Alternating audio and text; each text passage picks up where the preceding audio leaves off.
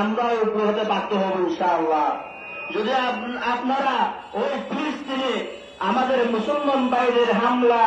এখন থেকে যদি বিরত না করেন, হামলা থেকে যখন বিরত না থাকেন,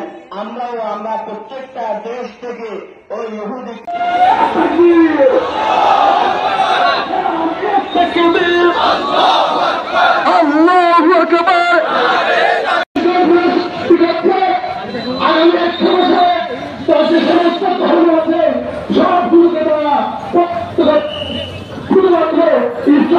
ইসলামকে প্রতিহত করার জন্য তারা 70 বছর ধরে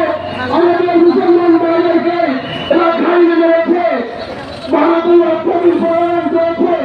তাদেরকে মেরেছে ফিলিস্তিনে, তাদেরকে মেরেছে যখন বাংলাদেশে আমাদের রাখাইন এই যে রোহিঙ্গা সরকারের মাধ্যমে বাংলাদেশে বিরোধী পেশে হতে যাচ্ছে। সম্মানিত হয়ে যাওয়া আমি আপনাদের আহ্বান করব, জনগণ